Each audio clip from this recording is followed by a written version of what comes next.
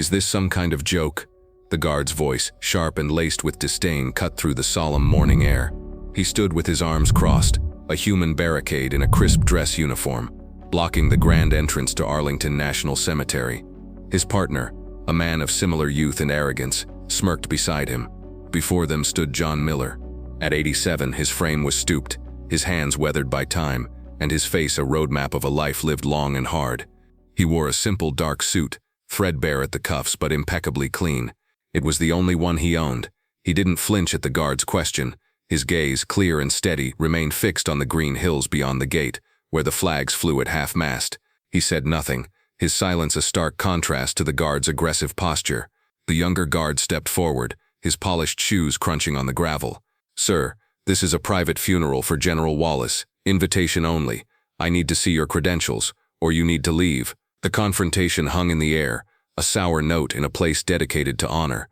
The guard was a wall of rules and regulations, seeing only a confused old man who had wandered into the wrong place. He couldn't see the history standing before him, the living testament to the very values the cemetery was built to commemorate. The tension began to coil, tight and dangerous, as more cars, long, black sedans with government plates, began to arrive, their occupants casting curious, pitying glances at the old man being held at the gate. John Miller simply waited. He had waited through worse. The younger guard, whose name tag read Jennings, sighed with theatrical impatience. "Look, Grandpa, I don't have time for this. The motorcade is arriving soon. You're creating a security issue." He gestured vaguely down the road. "If you want to visit a grave, the public entrance is a mile that way. Now, are you going to move along, or do we have to make you?" John's voice, when it came, was quiet but carried a surprising weight, like stones worn smooth by a river. "I'm here for the general. He would have wanted me here." The second guard, a man named Corporal Davis, let out a short, humorless laugh. "Right. You and the general, best pals, I'm sure." "Sir, with all due respect, General Wallace was a 4-star. He advised presidents. He didn't have time for people without an invitation." The insult was clear, wrapped in a thin veneer of formal address. A small crowd of mourners had started to gather at a respectful distance, their curiosity piqued by the standoff. They were a collection of high-ranking military officers, somber-faced politicians, and grieving family members, all dressed in formal black. Their whispers were a low hum beneath the guard's sharp tones.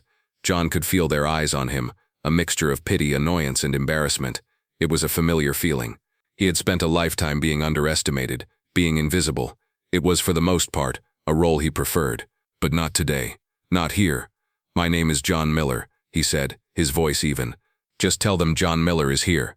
Jennings took a step closer, his personal space violation deliberate and intimidating. "John Miller. Okay, and I'm the Secretary of Defense. Names don't mean anything without the right paperwork, old-timer." He pointed a gloved finger at John's chest. "You have no medals on your suit, no ribbons, no proof of service. As far as I'm concerned, you're a civilian trespassing on federal property during a restricted event." The accusation hung in the air. No proof of service. John's hand subconsciously drifted to his side, where he could feel the phantom weight of things long since discarded, of burdens carried and set down. He had proof, just not the kind that could be polished and pinned to a lapel. His proof was etched into his bones, carved into his memory. A junior officer, a crisp second lieutenant with a face too young for the bars on his shoulders, strode over from a nearby security checkpoint, drawn by the commotion. "What's the holdup, Corporal?" "This man, sir," Davis said, gesturing toward John, "refuses to leave, claims he's a friend of General Wallace. No invitation, no credentials." The lieutenant looked John up and down, his gaze lingering on the worn fabric of his suit and the scuffed toes of his shoes. His assessment was swift and dismissive. "Sir, you are disrupting a state funeral. I am giving you one final order to vacate the premises immediately." The lieutenant's tone was one he had practiced in a mirror, an attempt to project authority he had not yet earned. John's patience, a reservoir deep and vast, was finally beginning to run dry.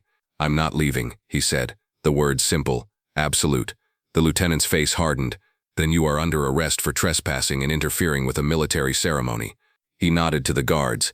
"Escort him out. If he resists, cuff him." As Jennings and Davis moved to put their hands on John's arms, the lieutenant noticed something on the old man's lapel. It was a small, dull piece of metal, no bigger than a dime, pinned crookedly to the fabric.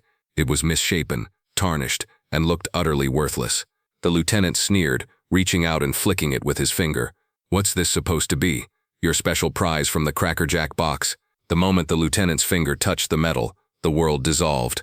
The manicured lawns of Arlington vanished, replaced by the sucking mud and torrential rain of a jungle half a world away. The air, once filled with the scent of cut grass, was now thick with the metallic tang of blood and cordite. The muffled sobs of the mourners became the desperate screams of wounded men. A young captain, his face smeared with grime and fear, lay pinned under a fallen banyan tree, his leg twisted at an unnatural angle. That young captain was David Wallace. He was trying to hand a piece of jagged metal, still warm, to a young John Miller. His hands, covered in his own blood, trembled. "Keep this, John," Wallace had rasped, his voice tight with pain.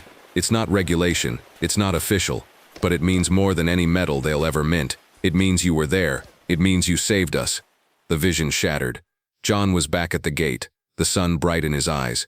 The lieutenant was still smirking, oblivious. But something had shifted in John's expression. A flicker of fire from a long-banked ember now burned in his eyes.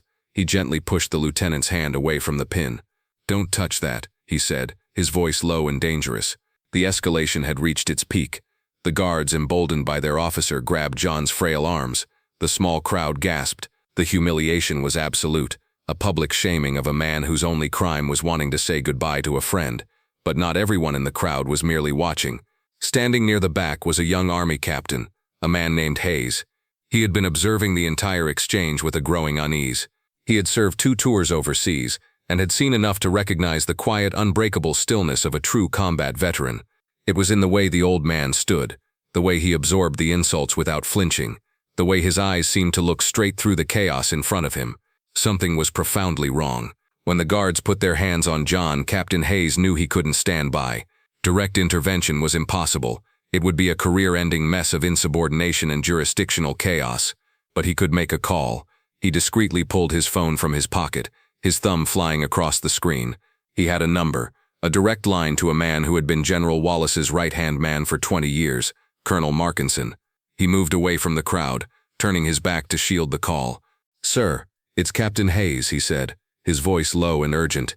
The colonel's voice on the other end was strained, busy. "Hayes, what is it? We're 5 minutes from the procession. Is there a problem with the honor guard?" "No, sir. It's at the main gate. There's an incident. Security is detaining an elderly man trying to get in." Markinson's sigh was audible. "And this requires my attention. Why?" "Let security handle it. They have their orders." "Sir, he says he knew the general. He gave his name as John Miller." Hayes paused, then added the detail that had been nagging at him. "Sir, he's wearing a small, tarnished pin on his lapel. It's misshapen. It looks like a piece of shrapnel." There was a sudden deafening silence on the other end of the line, the kind of silence that speaks louder than any shout, the ambient noise of the command post, the radio chatter, the shuffling papers. It all faded away. Captain Hayes held his breath. When the colonel's voice returned, it was completely transformed. The annoyance was gone, replaced by a raw, naked urgency that made the hair on Hayes's neck stand up. "Captain, what did you say his name was?" "Miller, sir. John Miller." The line went dead. Hayes looked up just in time to see the guards beginning to drag the old man away from the gate toward a waiting security vehicle. He was too late. Inside a command tent set up 100 yards from the ceremony, Colonel Markinson stared at his phone as if it had electrocuted him. He slammed it down on the table, his face ashen. An aide, a young major, looked up, startled. "Sir, is everything all right?" "Get me General Peters," Markinson barked, his voice a low growl. "Get him on the radio. Get him off the reviewing stand. I don't care. Do it now." He began pacing the confines of the tent like a caged tiger. He ran a hand through his hair, his mind racing. John Miller, after all these years. General Wallace had spent the last decade of his life trying to find him, to thank him one last time. He had left explicit instructions in his final letter, a letter Markinson now held in his desk. "If a man named John Miller ever comes looking for me," it read, "give him whatever he asks. He is owed a debt that this nation can never repay." The major was back, holding a radio handset. "I have General Peters, sir." Markinson snatched the radio. "General, this is Markinson. We have a code Shepherd at the main gate. I repeat, code Shepherd is active." The radio crackled. The voice of the highest-ranking active duty officer in attendance, a 4-star general named Michael Peters, came through, stripped of all ceremony. "Say again, Colonel." "Shepherd? That's not possible." "It's him, sir. The description matches, the pin, the name. It's John Miller, and security is in the process of arresting him." The response was instantaneous and glacial. "Halt everything. Halt the procession. I'm on my way." Back at the gate, the young lieutenant was savoring his victory. He had restored order. He had removed the nuisance. He leaned against the stone pillar, watching with a smug expression as his men manhandled the old veteran. He decided to deliver one final crushing blow to the old man's dignity. He walked over to John, who stood between the two guards, his shoulders slumped not in defeat but in a profound, weary sadness. The lieutenant got right in his face, his voice dripping with condescension. "Last chance, old man. You can walk away from here with your pride, what's left of it, or you can spend the rest of General Wallace's funeral in a holding cell. We'll charge you, and I'll personally recommend a full psychiatric evaluation. A man your age, with your delusions, you're a danger to yourself and a public embarrassment." He sneered, his words a final twist of the knife. "You want to pay your respects? You can do it from behind bars while you try to remember your own name." This was his overreach, the final unforgivable act of arrogance that sealed his fate. He had pushed a man of honor past the breaking point of humiliation, and in doing so had crossed a line from which there was no return. It started as a low rumble, a vibration felt more in the chest than heard with the ears. It was a sound wholly out of place in the quiet reverence of Arlington. Every head turned, including the lieutenant's. Cresting the hill was a motorcade of 3 black Chevrolet Suburbans, their tinted windows reflecting the morning sun like obsidian mirrors. They weren't moving with the slow, dignified pace of the funeral procession. They were moving with the speed and terrifying purpose of a rapid response team. They screeched to a halt just feet from the gate, their tires spitting gravel. The lieutenant and his guards froze, their hands still on John Miller. Doors flew open with military precision. Out stepped not military police, but 6 men in immaculate army dress blues. They were sergeants major, colonels, men whose chests were heavy with so many ribbons and medals they clinked softly with every movement. Colonel Markinson was the first one out, his face a mask of cold fury. Then the rear door of the lead vehicle opened. Out stepped General Michael Peters.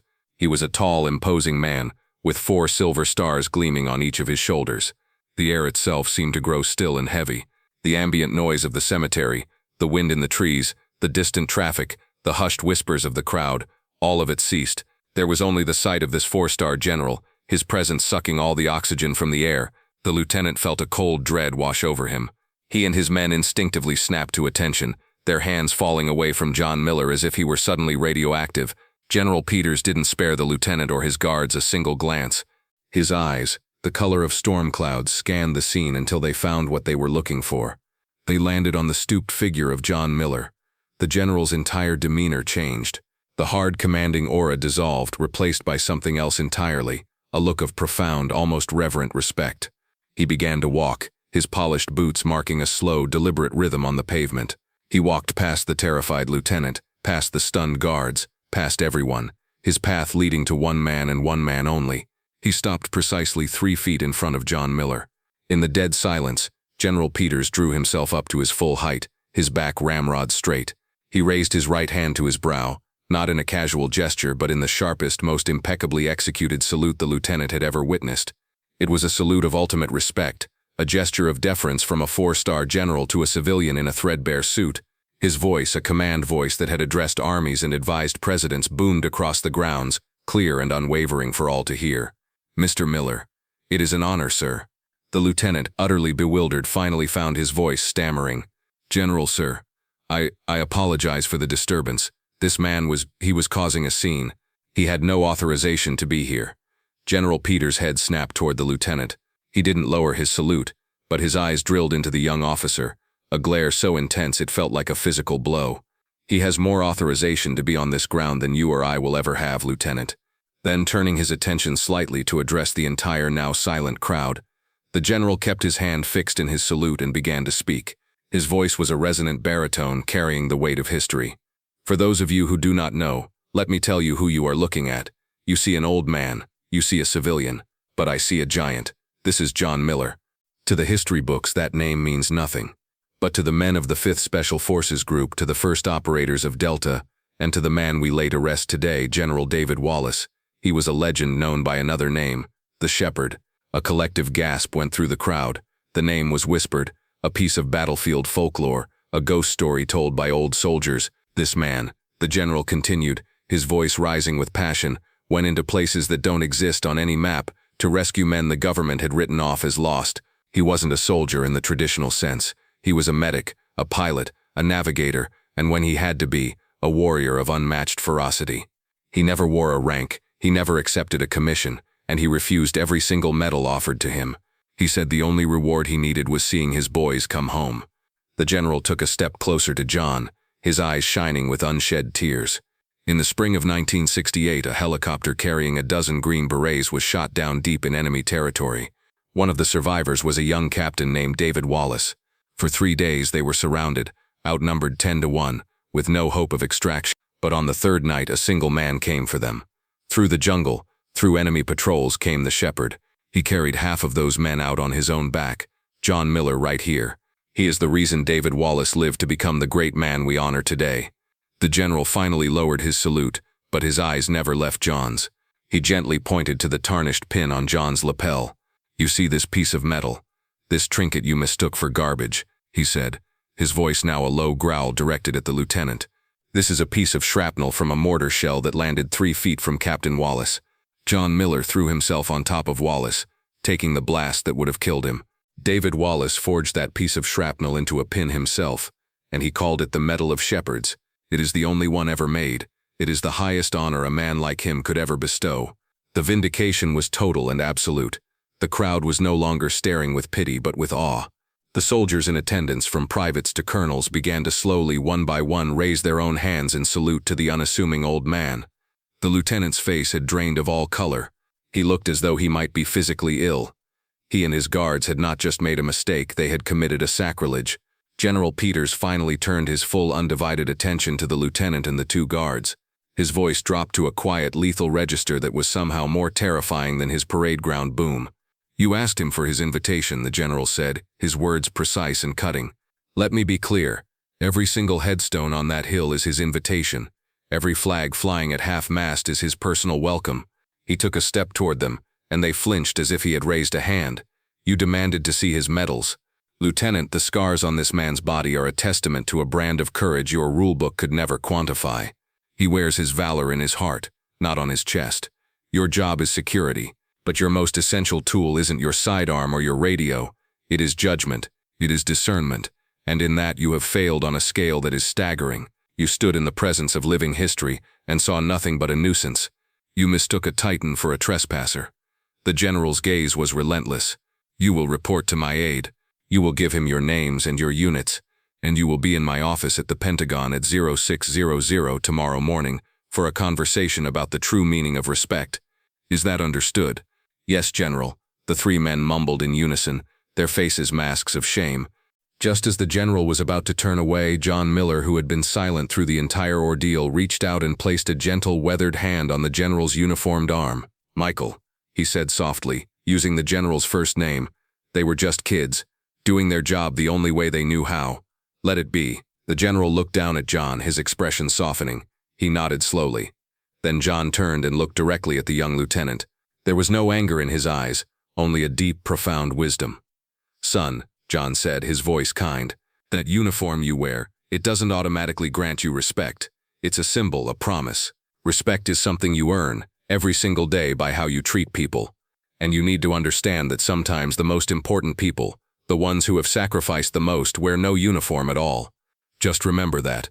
As John spoke those words, the memory of the pin's creation bloomed fully into view. It wasn't a chaotic flash this time, but a clear, poignant scene. A makeshift field hospital smelling of antiseptic and death. A young John Miller lay on a cot, his back a bloody tapestry of shrapnel wounds. Beside him sat Captain David Wallace, his own leg in a splint. In Wallace's hand was a jagged, ugly piece of metal, pulled from John's own flesh just hours before. He pressed it into John's palm. "They're putting me in for a silver star for that mess," Wallace said, his voice thick with emotion. "But it belongs to you, all of it. I don't know what I can give you that the Army will recognize, but I want you to have this, so you never forget the price, so I never forget the debt." The origin of the humble object was a story of sacrifice, a bond forged in fire and blood. General Peters personally escorted John Miller through the gates, past the rows of saluting soldiers and the stunned, silent crowd. He led him not to a seat in the back, but to the very front row, placing him among General Wallace's grieving family. They had heard the stories of the shepherd their whole lives. and they embraced the old man with tears in their eyes, thanking him for giving them 50 more years with their beloved patriarch. John sat through the service, a quiet, stoic figure paying his final respects to his friend, his duty finally done. The fallout from the incident at the gate was swift and decisive. The lieutenant and his guards were not dishonorably discharged. John wouldn't have wanted that. Instead, General Peters personally oversaw their reassignment and mandatory retraining. He created a new program for all security personnel at sensitive military installations. It was a course in situational awareness, history, and empathy, designed to teach soldiers to look beyond the surface, to see the person, not just the uniform or lack thereof. The course became known throughout the armed forces as the Miller Protocol. The story of the old man at the gate became a cautionary tale, a lesson in humility taught to every new recruit. Months passed. The seasons changed. The young lieutenant, now humbled and wiser, was manning a quiet checkpoint at a different base, far from the prestige of Arlington. It was a rainy Tuesday afternoon, and he was taking his lunch break at a small greasy spoon diner just off post. As he sat stirring his coffee, the bell above the door jingled. An old man in a simple jacket walked in, shaking the rain from his shoulders, and took a seat at the counter. It was John Miller. The officer's heart hammered in his chest. He watched as John ordered a coffee and sat staring out the window, lost in thought. For a long moment, the officer sat frozen, a war of shame and gratitude raging within him. Finally, he stood up. He walked over to the counter, took a $10 bill from his wallet, and placed it down next to John's coffee cup.